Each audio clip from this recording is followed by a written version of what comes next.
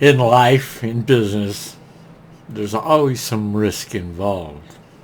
The type and the level will often depend on many things, many circumstances.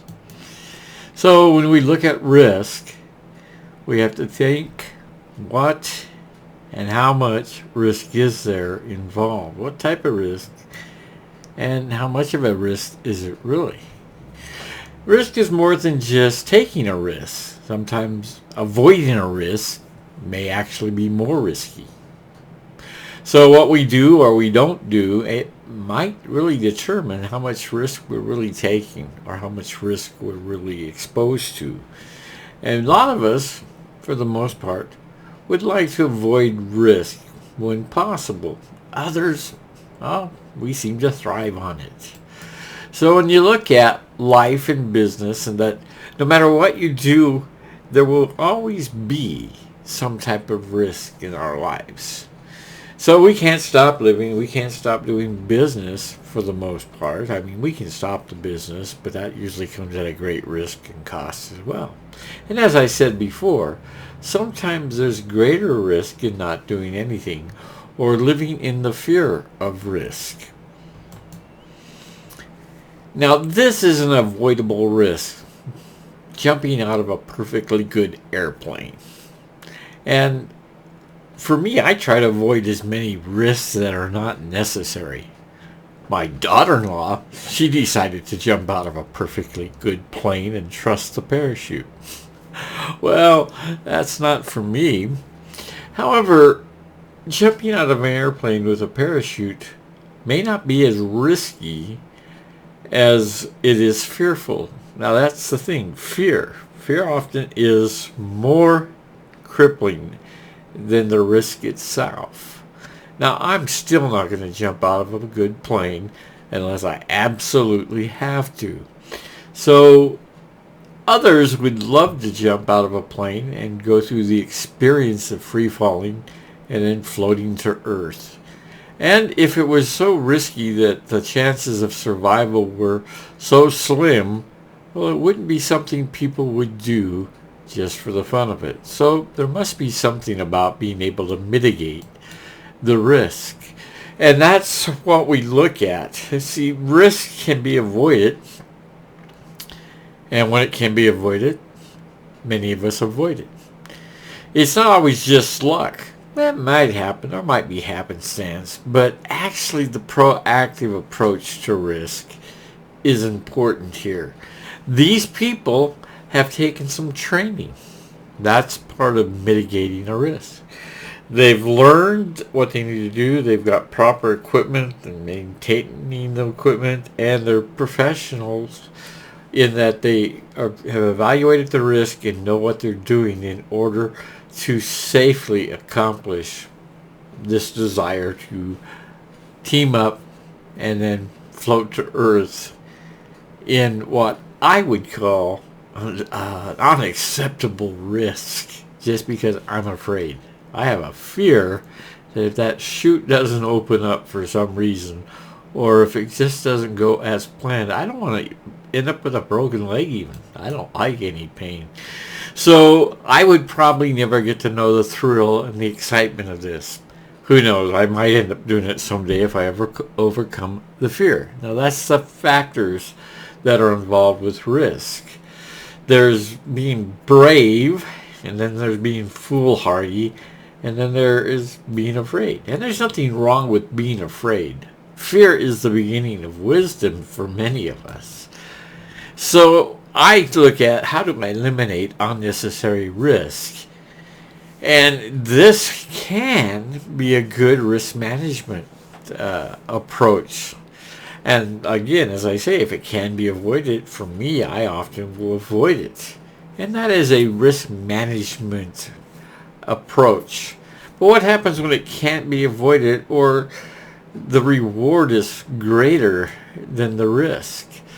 You know, this painter, she's going to paint, and so there's going to possibility be something go wrong. I mean, it may not be the right color, it may not go on well, might get stuff all over the place, might spill paint, who knows. But this is business, And so more than likely she's learned about paint to some degree and the colors and the textures and what works well. And she's probably done some prep work to help avoid the higher risks that are involved. I mean, she could fall off of a ladder or have equipment malfunction. I mean, that can happen, especially if we don't know what we're doing. So getting on a piece of equipment or doing something that we've never done before or we really don't fully understand is a risk that should be mitigated by eliminating the unfortunate unknown and taking and dealing with it. So we have unknown risk, potential risk, and the known risk. Now those are seminars and workshops in themselves. But we're going to face sometimes the potential risk and the known risk, but it's often the unknown risk that can take us out. So that's something to consider. And like I said, we'll get back to that. But there is that cost to risk ratio, XY. And we'll do a little more talk on the XY. But as it is, the greater the risk, usually the greater reward. And if the equation doesn't balance out, if it's not worth the reward, if the reward's not that good, why risk it? And so that's another aspect of mitigating, managing, and determining risk assessments of whether or not it's worth doing it. So if we have our head in the cloud, we're lying to ourselves or others, or we're going into it blindly, the risk goes greater. The opposition of life and factors that could hit us if we think nothing could go wrong, if we're lying to others or ourselves, or if we're going into something blind without what we need.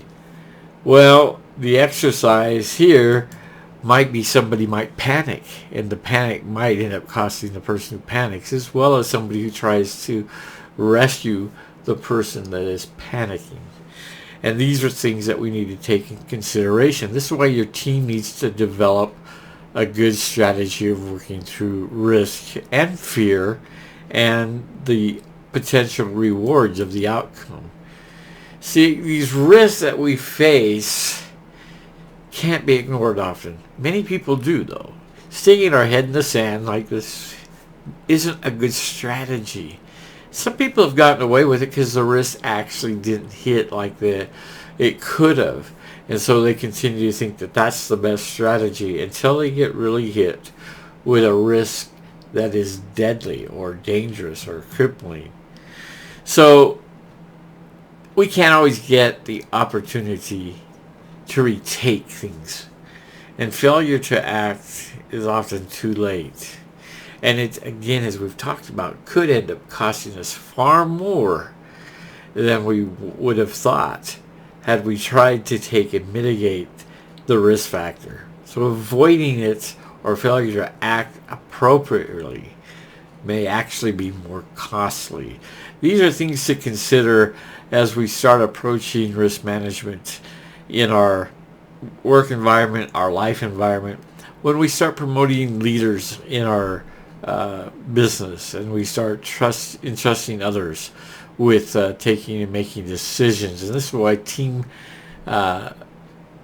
evaluations and team training for risk management is important often, because not always are you going to be able to be the person in charge. Sometimes we have to have somebody else take and step in, or we're not there for whatever reason.